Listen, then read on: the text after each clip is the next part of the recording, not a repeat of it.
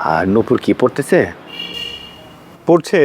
আপনারা তো ভালোই জানেন, পড়ার সময় দুষ্টামিটা একটু বেশি করে, কন্ট্রোল করতে পারছি না।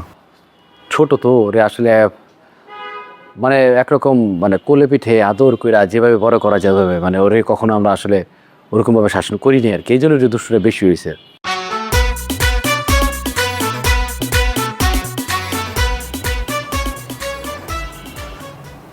আসসালামু আলাইকুম ভাইয়া। বুঝলাম।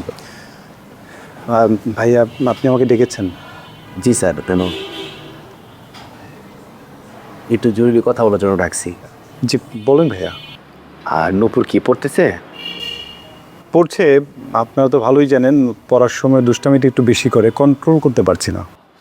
ছোট তো ওরে আসলে মানে একরকম মানে কোলে পিঠে আদর কইরা যেভাবে বড় করা যাবে মানে ওরে কখনো আমরা আসলে ওরকমভাবে শাসন করিনি আর কি, এই জন্য যে দুষ্টুটা বেশি হয়েছে।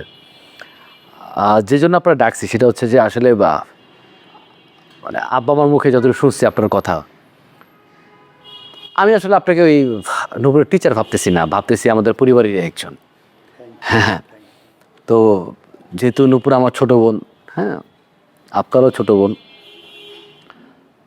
তো আপনি তো মানে টিউশনি ছাড়া তো আর কিছু করতেছেন না, আপাতত করতেছেন? না, আমি টার্গেটে হচ্ছে যেহেতু বিসিএস, আমি বিসিএসটা কমপ্লিট করে দেন একটা চাকরি তো হবেই, এই পর্যন্ত আর টিউশনটা করছি। এছাড়াও দুইটা আছে।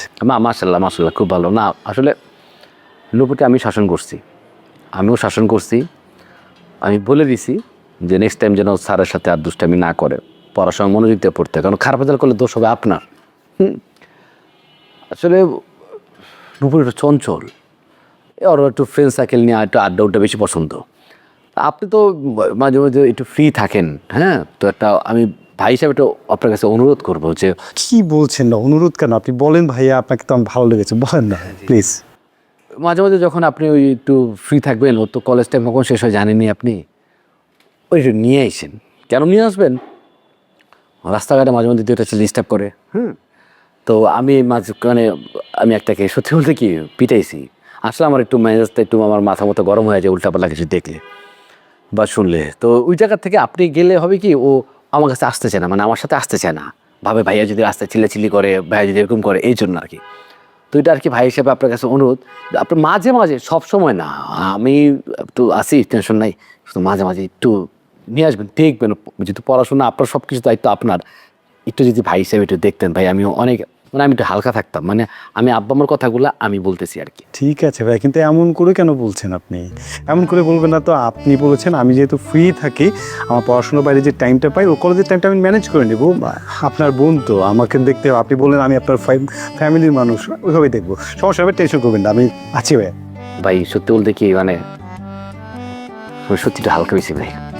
আর ওরে একটু মুখ দিয়ে বকা দিয়ে মানে গায়ে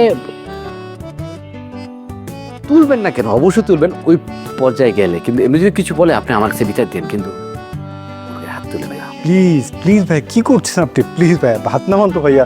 ভাইয়া, আমি একটা কথা বলবো, রিকোয়েস্ট করবো আপনাকে। আপনাদের সবাই মানে সবাই তো বড়, ও তো ছোট, কাউকেই ভয় পায় না। একজন মানুষকে ভয় পাওয়ার দরকার আছে। আমারে পায়, আমি পুষতে দিই না, আমি বললে ও ভয় কাঁপে। এরপর থেকে কিছু বলতে গেলে আপনি বলবেন আমি আশিক বাইরে বলবো, দেখেন আপনি। ঠিক আছে, কিন্তু আমার তো মনে হয় আপনাকে বেশি। ও ছোট বলতে ভাবে যে মারবো না, কিন্তু আমার ভয় পায়। এই জানো একটু পড়ান, আপনার সময় নষ্ট করতে। Thank you so much. আপনি কোনো টেনশন করবেন না। আর আমি যেদিন পারবো না সেদিন আমি একটু জানিয়ে দেবো। হ্যাঁ প্লিজ প্লিজ, আমার নাম্বারটা দেন। নাম্বারটা বলেন ভাই। জি।